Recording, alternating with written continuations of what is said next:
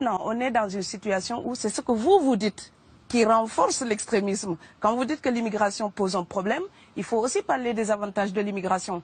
Parce que moi, quand je travaille en France, je paye mes impôts ici. Donc les étrangers qui sont là, il y a une partie qui peut travailler et envoyer au pays aider. La majorité paye ses impôts, s'installe dans vos pays, enrichit vos pays. Donc ce sont des citoyens productifs. Après, il faut voir, il y a une minorité qui vient, il y a des morts, certes. Mais je voulais souligner une chose. Le discours que vous avez, il est encore légitime tant que l'Afrique restera muette. Et moi, aujourd'hui, je voulais m'indigner pour le silence de l'Union africaine. Les gens là qui meurent sur les plages, et je mesure mes mots, si c'était des Blancs, la terre entière serait en train de trembler. Ce sont des Noirs et des Arabes. Alors eux, quand ils meurent, ça coûte moins cher. Ici, j'étais venu en 2008 et j'avais dit, l'Union européenne, avec ses flottes de guerre, avec son économie, je vous dis une chose, si on voulait attaquer nos pays ici en Occident, il y aurait des moyens de se défendre. Donc si on voulait sauver les gens dans l'Atlantique, dans la Méditerranée, on le ferait.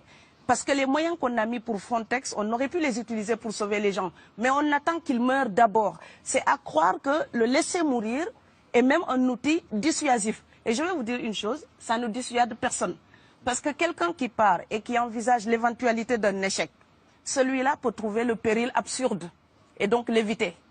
Mais celui qui part pour la survie, qui considère que la vie qu'il a à perdre ne vaut rien, eh bien celui-là, sa force est inouïe, parce qu'il n'a pas peur de la mort. C'est exactement pourquoi il faut fermer des frontières complètement. Il faut sauver l'Afrique et sauver l'Europe. Vous ne pourrez pas rester comme des gens. Vous ne resterez pas comme des poissons rouges dans la forteresse européenne. La crise actuelle nous a démontré ça. Au jour d'aujourd'hui, l'Europe ne sera plus jamais épargnée tant qu'il y aura des conflits ailleurs dans le monde. L'Europe ne sera plus jamais opulente tant qu'il y aura des carences ailleurs dans le monde. On est dans une société de la mondialisation où un Indien gagne sa vie à Dakar, un Dakarois gagne sa vie à New York, un Gabonais gagne sa vie à Paris, que ça vous plaise ou non.